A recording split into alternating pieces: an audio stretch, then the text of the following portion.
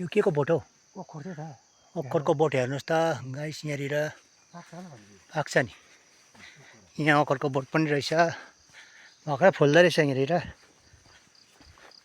ओखर खानुहुन्छ होइन? हुन्छ नि है।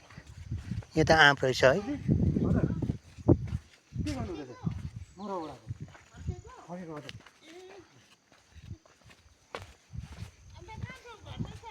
घरमा थियो त्यही कहाँ लाग्नु?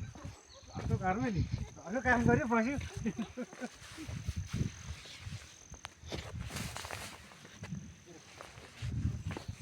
है गाइस, हामी अरल आउँदैछौँ शान्तिग्राम अरल। यहाँनिर सिँढीको बाटो खुड्किलो भएर आउँदैछौँ। यहाँनिर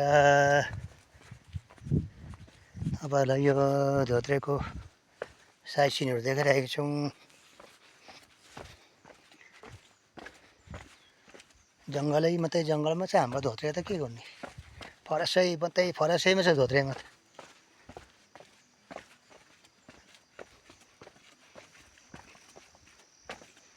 उतारै नजिक हो, बिराट नजिक हौ हामी आउनु। कताबाट उताबाट? अघि आएको बाटो हामी यताबाट नजिक पऱ्यो अहिले। अहिलेको नजिक बाटो। यो छिट्टो रहेछ, उतारै जानुपर्थ्यो अघि हामी है। उकालो गएर कहाँ अन्त माथि तेर्सो गएको थियौँ न, टाढो। ल है गाइस, यस्तो छ है यहाँतिर, यस्तो छ के भन्नु। फरस ज्यादा छ। तपाईँहरूलाई फरसहरू चाहियो भने आउनुहोस् है यहाँनिर ल्याउनु। कोकोला चाहिन्छ, काठहरू, रुखको बिजनहरू कोकोला चाहिन्छ, आउनुहोस् है यहाँनिर। आफ्नो आफ्नो, यो त हाम्रो त इन्डिभिजुअल फरेस्ट हो, आफ्नो प्राइभेट फरेस्ट हो यो सबै टकटुक। यो धोत्रे बस्तीमा आउनुहोस् है, कोकोलाई मनपर्छ यस्तो जङ्गलहरू, फरेस्टहरू तपाईँहरूलाई मन पऱ्यो भने आउनुहोस्।